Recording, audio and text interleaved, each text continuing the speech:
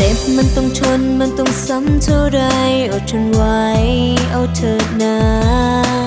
ทั้งเห็นด้วยแววตาแต่เจ้ายังสายไหมหากนี้มันจะเศร้าจะซึมครั้งหนึ่งนั้นก็พอใจได้หา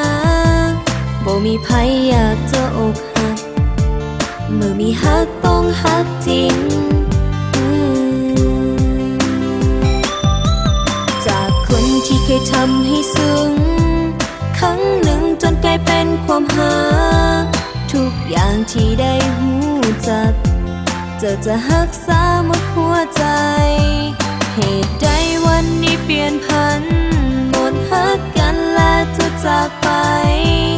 ทุกอย่างที่เจ้าทำไปใจนี้ก็เจ็บเหลือทนจนสิ้นสีว่าเวลาผ่านไปบ่มีภัยคอยดูแลหัวใจดวงน้อยอ่อนแอเจ็บแท้พอฮักเจ้าและในตอนนี้เขานั้นได้ของฮักเจ้าอยู่ทุกวันก็ขอให้ฮักมันส่วนเธอคนนี้มีน้ำตาและเสียใจ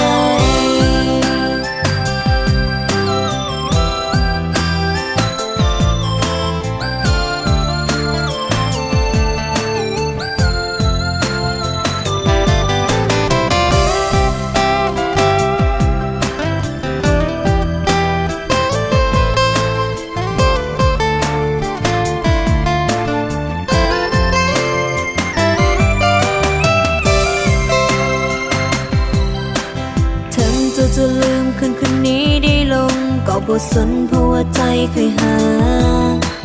ถึงมันจะอกหัก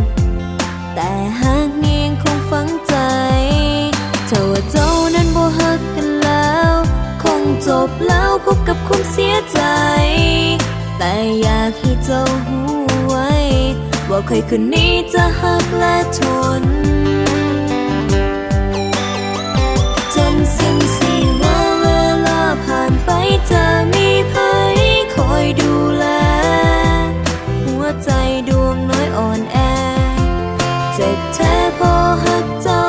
และในตอนนี้เขานั้นได้ของฮักเจ้าอยู่ไปทุกวัน